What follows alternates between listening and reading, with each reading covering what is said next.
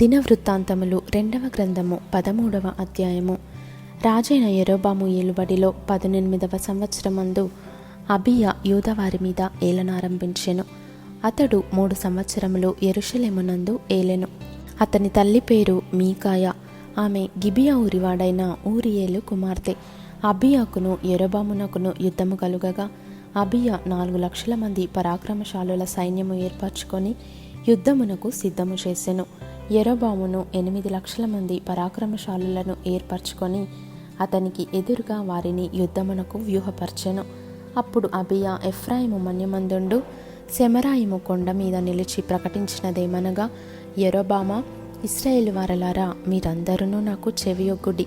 ఇశ్రాయేలు రాజ్యమును ఎల్లప్పుడూ ఏలునట్లుగా ఇశ్రాయేలీల దేవుడైన యెహోవా దావీదుతోనూ అతని సంతతి వారితోనూ భంగము కాజాలని నిబంధన చేసి దానిని వారికిచ్చెనని మీరు తెలుసుకొందురు గదా.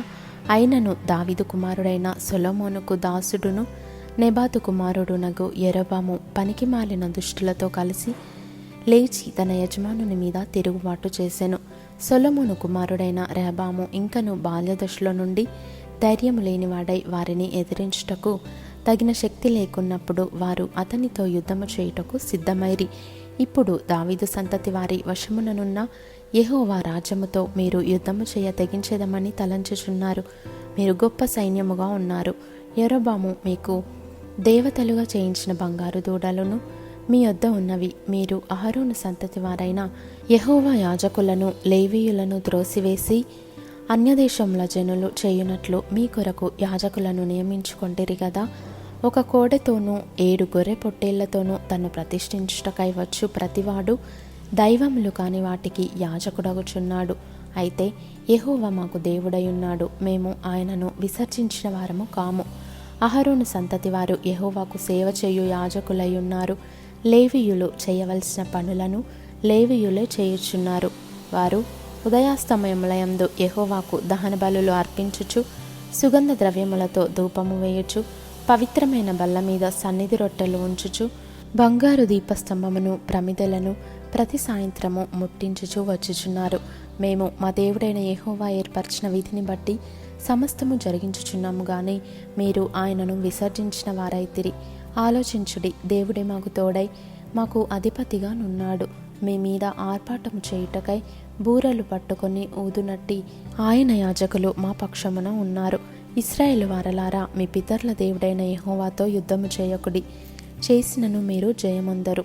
యెరోబాము వారి వెనుకటి భాగమందు మాటుగాండ్రను కొందరిని ఉంచి సైన్యము యూదా వారికి ముందును మాటుగాండ్ర వారికి వెనుకను ఉండునట్లు చేసెను.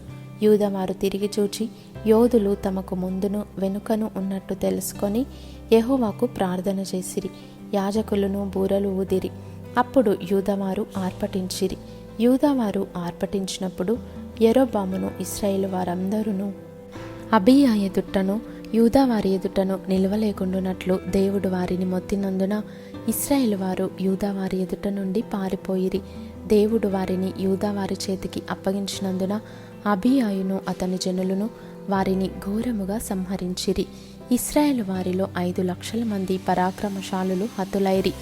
ఈ ప్రకారము ఇశ్రాయేలు వారు ఆ కాలమందు తగ్గింపబడిరి గాని యూదావారు తమ పితరుల దేవుడైన యెహోవాను ఆశ్రయించిన హేతువు చేత జయమొందిరి. అబీయా యెరోబామును తరిమి బేతెలును దాని గ్రామములను, యెషానాను దాని గ్రామములను, ఎఫ్రోనును దాని గ్రామములను పట్టుకొనెను. అబీయా బ్రతికిన కాలమున యెరోబాము మరల బలము పొందలేదు. యెహోవా అతని మొత్తినందుచేత అతడు మరణముందెను. అబీయా వృద్ధి నొందెను. అతడు 14 మంది భార్యలను వివాహము చేసుకొని 22 కుమారులను 14 కుమార్తెలను కనెను.